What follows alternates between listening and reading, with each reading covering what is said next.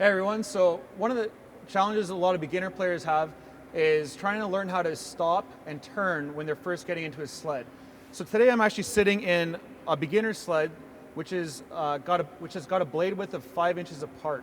And when you begin in these, it's going to be honestly almost impossible to turn. You're going to feel like you're on a boat. But the point is that when they're 5 inches apart, you're just mainly focusing on how to stay balanced, how to stick handle and move yourself around. So these sleds are really hard to turn, but I'm going to show you the best that I can right now with what we have.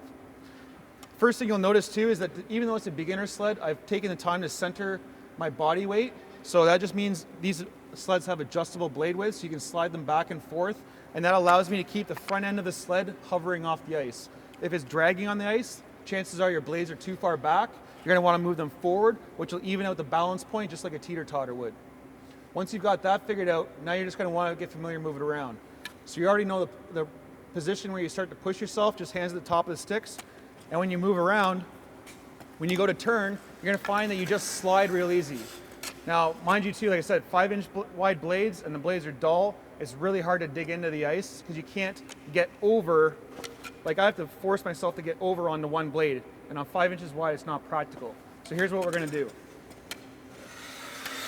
You're going to use your picks like outriggers, and you're going to use these to help balance you and hook you into the ice to turn. So as I'm pushing, one way is I can just put my right hand stick on the inside,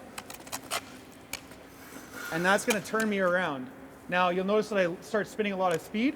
So when I turn here, I can put my other one out to hold me. And this can just keep sliding your butt across the ice. Looks a little funny, I know. Another technique you can use is just by changing the position of your hands down your sticks. So you're just going to want to keep your outside hand picking, and you can slide your right hand down and pull yourself. Same thing over here. And this way you can actually, with a beginner sled, start to maneuver yourself around a lot easier. Okay, so now we're actually sitting in a sled with blade width of 3.5 inches apart, a lot narrower. It means that I can actually get on my side a lot easier. You can just see how simpler it is to tip. I'll show you a couple examples of how you can turn and stop better on these blades. Same idea, pushing yourself. You want to lean, but you'll notice that I'm starting to slightly get onto my edge. It's not a lot, it's not like cutting and carving into the ice, but it's enough that I can actually, when I'm picking here, you can see if you have a close shot of getting underneath and on one.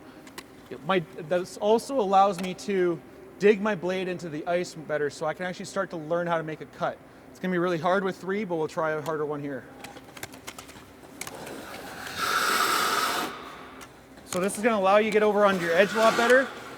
It also is going to require more balance and strength in your core. But as you progress, you start moving the blades in closer, you start working on your conditioning, and that's going to be able to help you turn and stop faster. All right, so now we're in my pro sled, and you're going to notice that the blades are very close together. I have mine at 1 1/4 inch apart. You actually have 2 blades still. A lot of people ask if there's 1 blade. We always have 2. Some guys go down to 1/4 inch. I like to stay here because this is my happy medium. Wider allows me more stability on the ice when I'm like playing in quarters and body checking, but I still lose the ability to turn sharper. I can go more narrow, but I know that this is what works for me. So once you find the blade width that works for you, whether it's 3 inch, 2 inch, 1 or less, that's when you can start actually focusing on how you turn and how sharp you turn. So you'll notice that when I go to turn here on my right, it's real easy for me to get over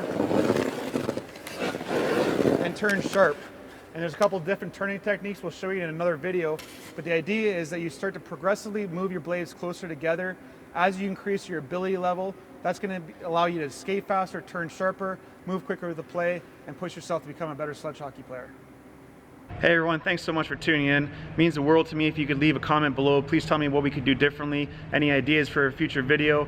We're putting out content every single week here to educate people and let people know more about how to play the sport of sledge hockey.